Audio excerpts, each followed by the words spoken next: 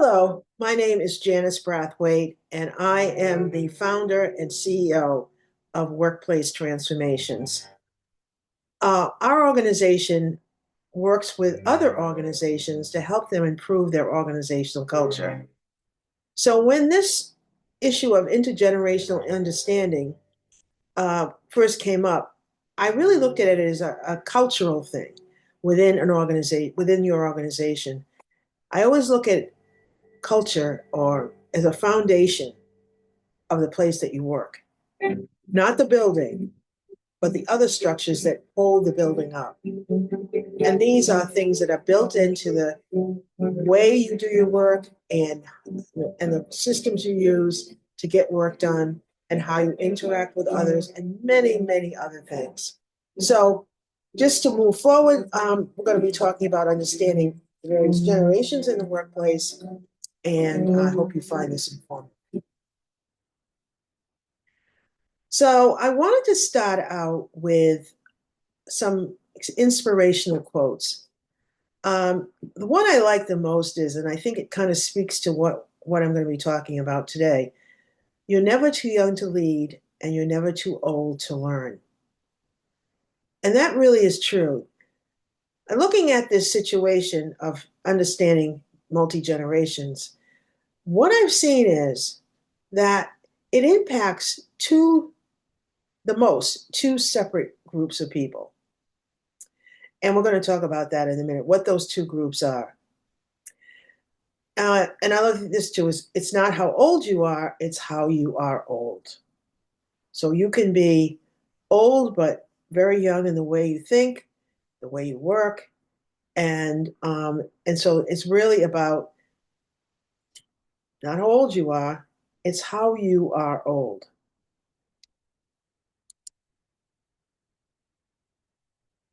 These are some videos. If you want to take a time, anyone that wants this presentation, I'll email it out to them. Just let me know. But these are some videos that I think you might find very interesting. The one at the bottom says "No one over 40" is really a woman with a food truck that has a sign up and says "No one, we don't serve anyone over 40." And you can imagine what that leads to.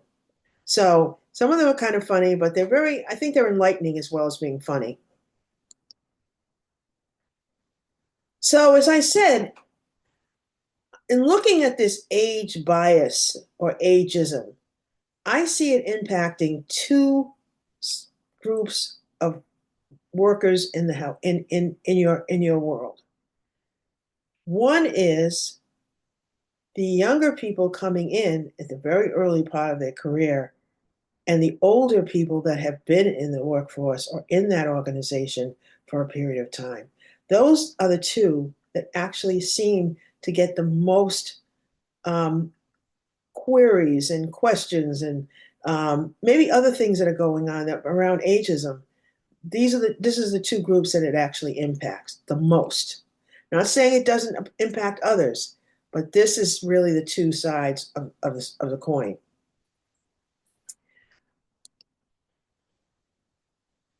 I was trying to figure out a way to kind of visualize the way we talk about well, it's five groups, almost six, that are currently in the workplace.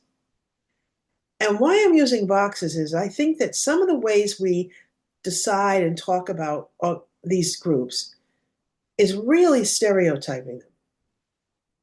And I'll get into that a little bit later. But it's like putting people in a box.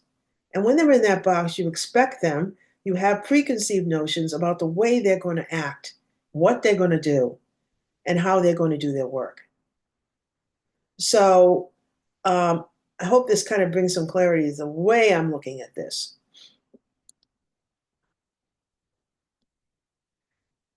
So let's go through each group so we get a clear boundary around what these groups are. So the traditionalists, and I took this from the standpoint of the pros and cons of each of these different generations.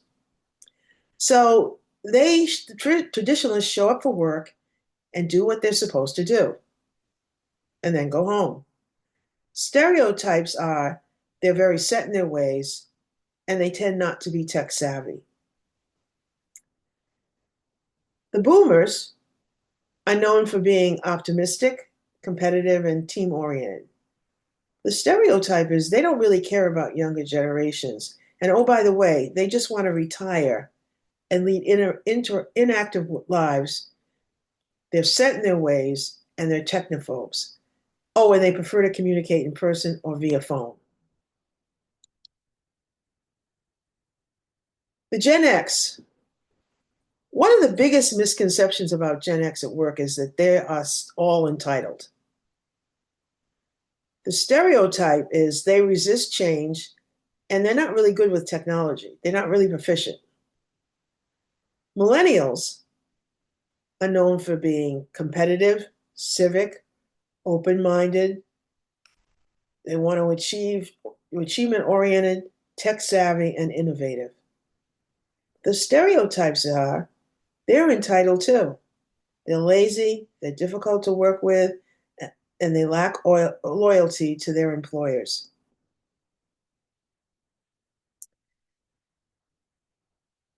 Gen Z is more global.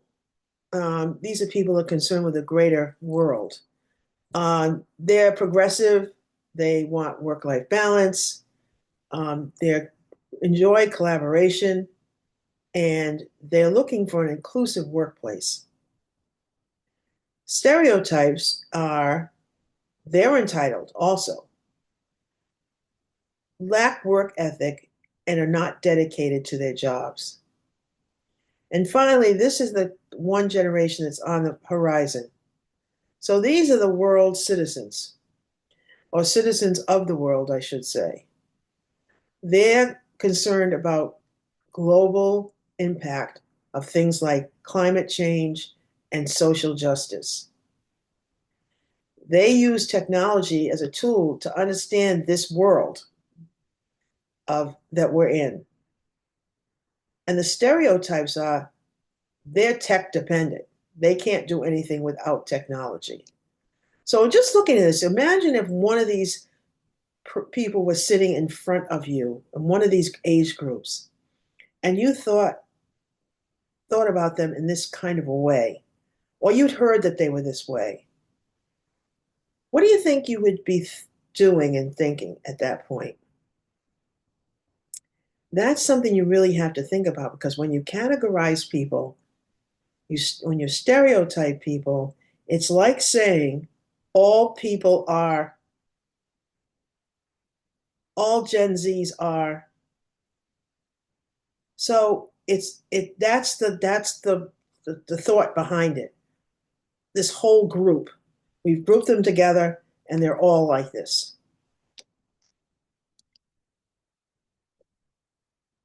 One of the things I didn't really know about, and I'd not heard about it before, was adultism. And it's based on assumptions that our adults are better than young people. And because they are, they're entitled to act on their behalf, whether they want it or not. Ageism, on the other hand, is stereotyping and discriminating against people on the basis of their age.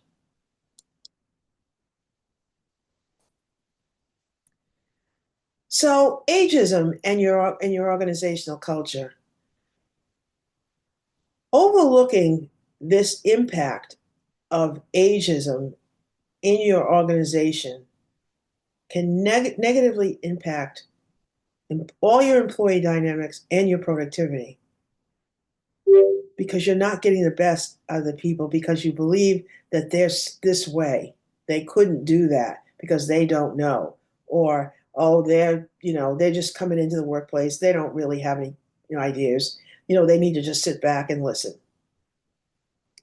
So don't overlook this and don't just dismiss it because it can impact the dynamics and productivity in an organization. If you do overlook it, this is some of the things that you can see what might happen. You'll set up communication barriers. So if you are thinking that all of this type of person is like this, or this age group is like this, and this is age group, you'll say to yourself, well, they can't get along anyhow because they're totally different,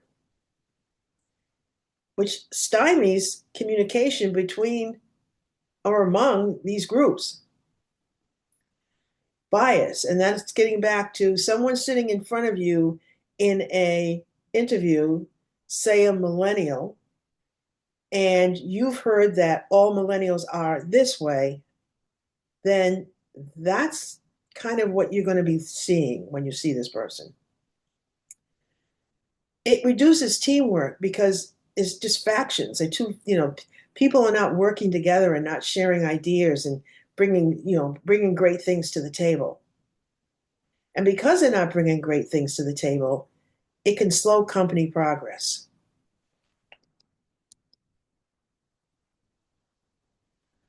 So the continuity theory is really about uh, that younger people and older people have more in common than you would think. And these intergenerational groups have more in common than you know. One of the ways to really harness this, you know, synergy is employee resource groups. And I know that a lot of organizations have used these and focusing on specific things.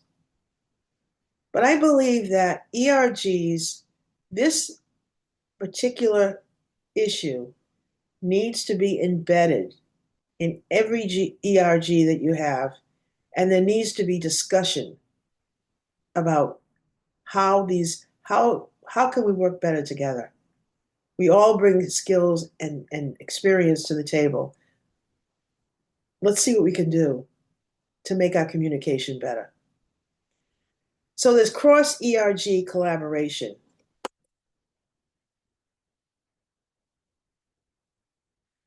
So some of the things that all age groups have, and these are the things that drive them to make them want to do what they do.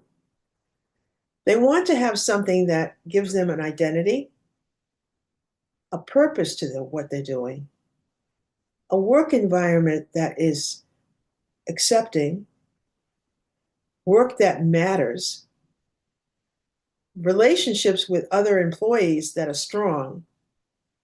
They want to learn more. They want to get more training. And they really want to delight your customers and your organization. Some other similarities among age groups are believing or discovering meaning and purpose from work, becoming or learning and growing from work, belonging or building relationships and connections at work. So I know that a lot of ERGs or employee resource groups have been used specifically around DEI.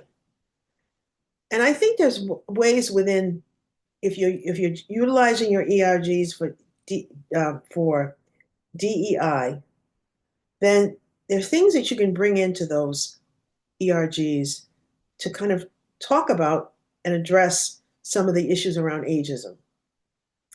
You could have a career-focused ERG, one that, an ERG that deals with careers, skills, community engagement. How do we provide better cross-functional collaboration? How do we maintain being inclusive of everyone?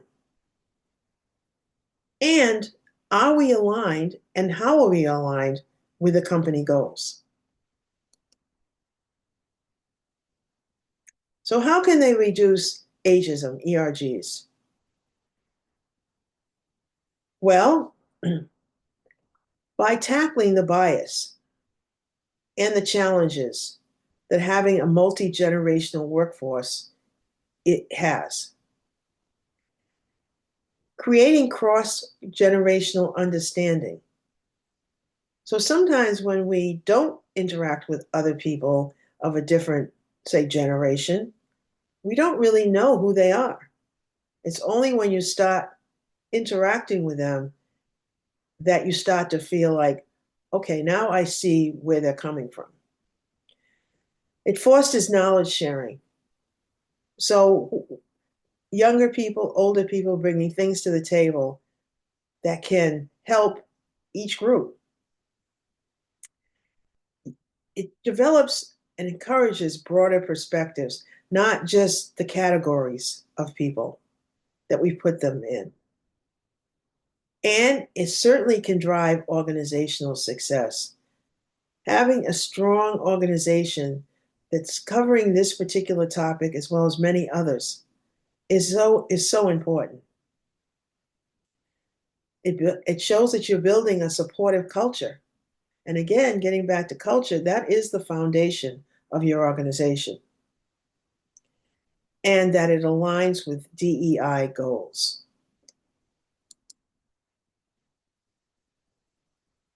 So stereotyping. By including various age groups and employee resource groups, it forces a truly inclusive and dynamic and effective workforce.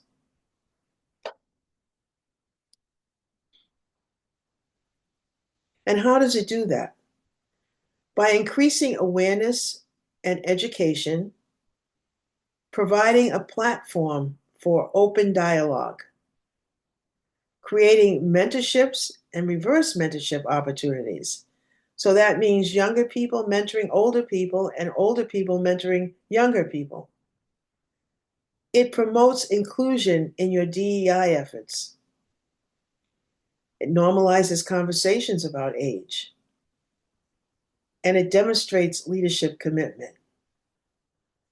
I mean, imagine we could celebrate age the way we celebrate other groups of individuals, and like you have a month for this or a month for that in your organization to celebrate a particular group of people. Supposing we had a month where we really looked at and talked about and got more better educated on the impact of ageism in the workplace.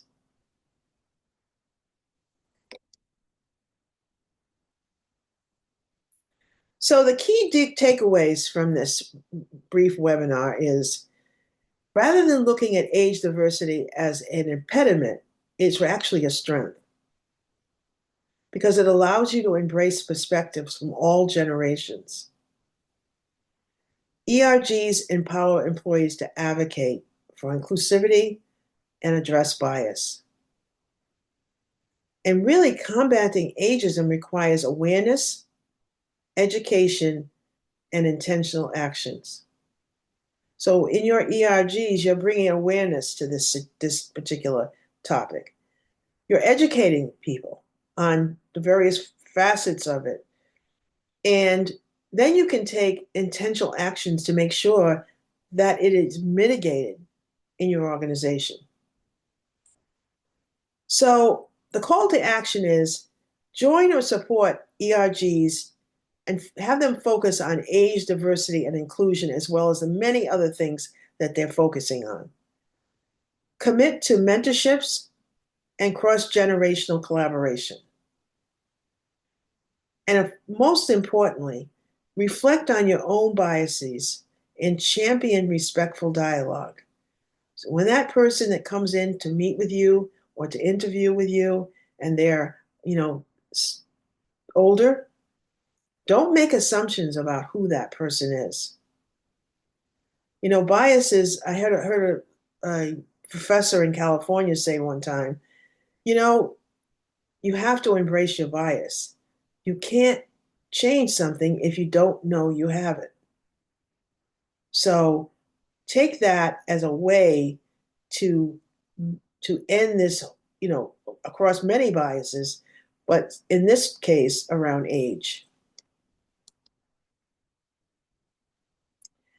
So together we can create a workplace where every generation feels valued, respected, and empowered to contribute. And that's what we're looking for.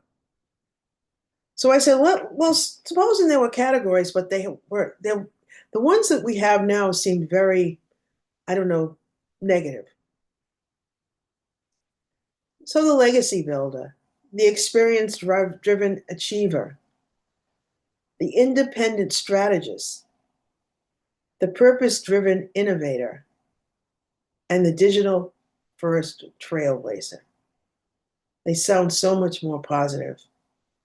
If you have to have designations, these are the kinds of things that you should be highlighting and talking about and trying to understand what each generation is really all about. So diversity is having a seat at the table, inclusion is having a voice, and belonging is having that voice heard. We've got to make sure that every generation belongs. I want to thank you for being part of this important conversation, and I know that together we can make meaningful change. If you'd like to get in touch with me or have any questions about this webinar, this is my contact information, and please feel free to reach out to me at any time. Thank you so much, and I appreciate your attention.